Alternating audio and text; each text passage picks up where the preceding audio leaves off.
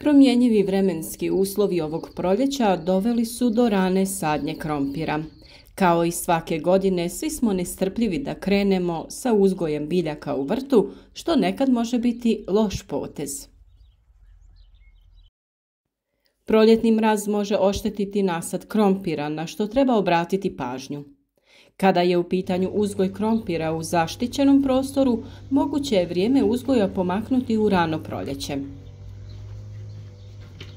Mi smo se opredijelili za uzgoj krompira u vrećama, da bi, nakon što temperature budu povoljne, iznijeli ih van plastenika. Za kratko vrijeme ćemo isprazniti vreće, pa ćemo postupak ponoviti još jednom.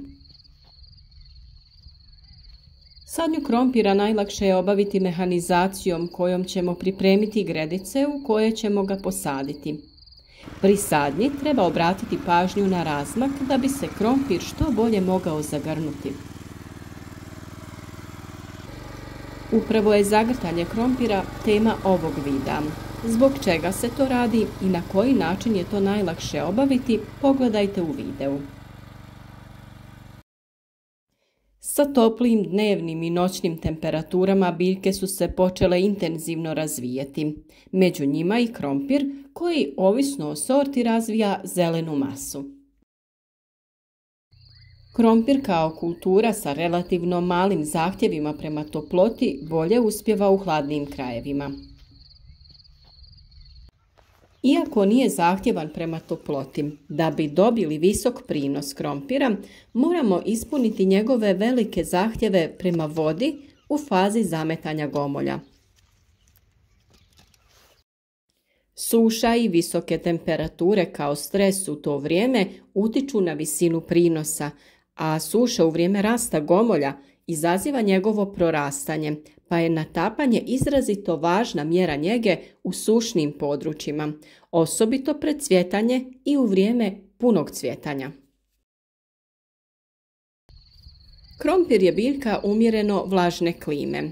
Prinos gomolja, njegov broj, krupnoća i kvaliteta zavise o količini i rasporedu padalina tokom vegetacije. Visok prinos krompira zavisi od temperature zemljišta. Minimalna temperatura pri sadnji mora biti od 6 do 8 stepeni Celzijusa. Stabljika sa lišćem smrzava na -1 do -2 stepena, a optimalna temperatura za rast gomolja je 17 do 20 stepeni Celzijusa. Ove godine mraz je malo gdje izostao u fazi kada je krompir već krenuo da razvija zelenu masu i dosta se oštetio. Ali krompir ima sposobnost da se obnovi, tako da to neće previše utjecati na njegov daljnji razvoj. Za bolji oporavak biljaka koristimo hranjiva koja sadrže aminokiseline, pa nakon stresnih situacija uslijed niskih temperatura preporučujemo ovakav tretman. Na višim temperaturama formiranje gomolja i prinosi se smanjuju, a na temperaturi višoj od 30 stepeni Celzijusa rast gomolja potpuno prestaje. Najpogodniji su lakši tipovi zemljišta, propusna, rastresita, pjeskovito-humusna i pjeskovito-ilovasta tla sa mrvičastom strukturom, bogata mineralnim i organskim materijama sa povoljnim vodozračnim režimom. Ne odgovaraju mu teška zamočvarena zemljišta sa visokom razinom podzemnih voda. Podnosi kiseliju reakciju zemljišta, a optimalna pH vrijednost tla je između 5,4 i 6,5. Zagrtanje krompira je agrotehnička mjera od izuzetne važnosti za uspješno uzgajanje i dobar urod krompira. Krtole se sade dosta plitko na dubinu od 6 do 10 cm. Dubina sjetve zavisi od veličine sjemenskog materijala i kvalitete zemljišta. Krtole koje nisu naklijale niču za 30 do 35 dana, a one koje su naklijale niču za 15 do 20 dana. Dužina perioda od sjetve do nicanja zavisi od vremenskih uslova. Kako bi stvorili što bolje uslove za rast i razvoj ovog povrća, obavlja se zagrtanje biljaka. Ovu mjeru možemo obaviti zemljom, organskim materijalom i malčiranjem. Kod klasičnog uzgoja zagrtanje krompira se obavlja kada su biljke visine od 15 do 20 cm, odnosno na kraju treće sedmice od nicanja usjeva. Ukoliko su biljke veće, prilikom zagrtanja motikom možemo oštetiti već formirane stabljike, pa je potrebno obratiti pažnju. Zemlja kojom zagrćemo naravno treba da je rastresita. No prije zagrtanja potrebno je odraditi okopavanje i očistiti zemlju od trave i korova. To je najlakše uraditi pomoću nekog alata ili mašina koje nam omogućuju da to uradimo lakše i brže. Za veće nasade krompira preporučuje se mašinska obrada, pa je potrebno pri sadnji obratiti pažnju na razmak između redova. Mi smo upravo iz tog razloga pravili veći razmak kako bi okopavanje mogli obaviti pomoću freze. Suzili smo radni zahvat freze i veoma brzo prešli čitav nasad. Postupak zagrtanja je potrebno uraditi i iz razloga što se zbog padavina zemlja postupno ispire i gomolji postaju izloženi. U dodiru sa zrakom i svjetlosti ti gomolji pozelene te gube na kvaliteti. Nakon okopavanja ili frezanja prostora između redova obavljamo zagrtanje. Bilo da se radi o mašinskom ili ručnom zagrtanju, potrebno je biljku što dublje zagrnuti.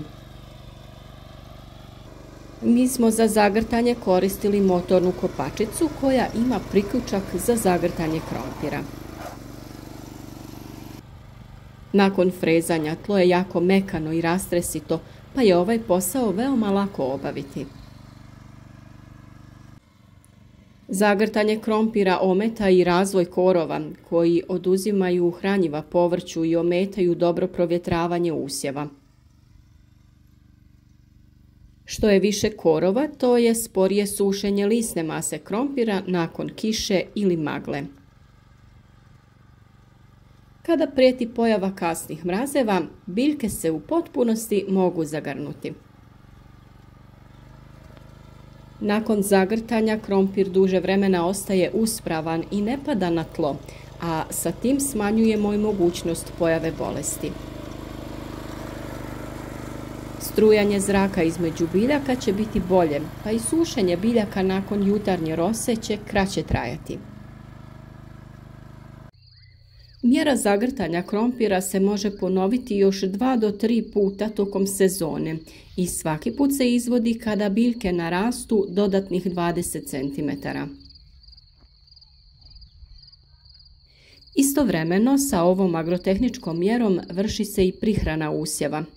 Dobro zagrnut krompir je kada formiramo bank visine oko 20 cm i širine na vrhu oko 15 cm. Nagib banka treba da je 30 stepeni. Kada je formiran na ovaj način stvara povoljne uslove za razvoj krtola i korijena biljaka. Posebno je važno što se stvaraju povoljni vodozračni uslovi. Formiranje banka prilikom zagrtanja, a posebno malčiranja, može pomoći kod visokih temperatura tokom ljeta. Već pri temperaturi od 28 stepeni Celzijusa prestaje formiranje i rast gomolja. Dobro formiran bank i dovoljno debeo sloj malča mogu pomoći kod rashlađivanja unutrašnjosti zone formiranja gomolja. Kako bi osigurali kvalitetan urod i zavidnu količinu, potrebno je na vrijeme odraditi prihranu krompira. Za organsku gnojidbu najčešće se koristi stajsko gnojivo koje se obično u tlo unosi u jesensko-zimskom oranju u količini od 25 do 35 tona po hektaru. Stajsko gnojivo sadrži sve makroelemente poput dušika, fosfora i kalija, te mikroelemente poput bakra, cinka, mangana i drugih. Pozitivna svojstva organske gnojidbe stajnjakom očituju se u povećanju humusne komponente tla i bržem zagrijavanju tla u rano proljeće, kada su potrebne više temperature za rast i razvoj klice gomolja. Mineralno prihranjivanje krompira je nužna nadopuna organskoj gnojidbi, a temelji se na ishrani biljaka dodavanjem 3 osnovna makroelementa – dušika, fosfora i kalija i manjih dodatnih količina drugih tvari. Svaki od tih elemenata povećava urod, samo kada su ti elementi u uravnoteženom odnosu. Najbolji odnos NPK hranjiva za krompir je gdje su dušik i fosfor ujednačeno zastupljeni, a udio kalija samo malo veći. Količina mineralne ishrane krompira ovisi o opskrbljenosti tla hranjivima, visini željenog uroda te namjeni proizvodnje. Krompir se rijetko prihranjuje, pa sve potrebne količine hranjiva dodaju se u osnovnoj gnojidbi, jer ovisno o ranozrelosti sorte, biljke između 50 i 80 dana od sadnje iskoriste gotovo sva potrebna hranjiva. Svako kasnije dodavanje hrane je nepotrebno. Kada imate veću količinu posađenog krompira, to iziskuje veliki trud, pa upravo zato trebate da se o njemu dobro brinete kako bi on bio kvalitetan i rodan. Ovi koraci će vam omogućiti da vaš krompir bude zdraviji duži vremenski period, da urod bude kvalitetan, a prinosi veći. Naravno, sve to utječe i na okus krompira zato što se postepeno i pravilno razvija. Krompir je još uvijek dosta zdrav i za sada nema naznaka štetočina. Najveći problem kod uzgoja krompira je najezda krompirovih zlatica. Kako bi bili spremni na vrijeme za borbu protiv ovih napasti, posvetiti ćemo posebnu pažnju i toj temi.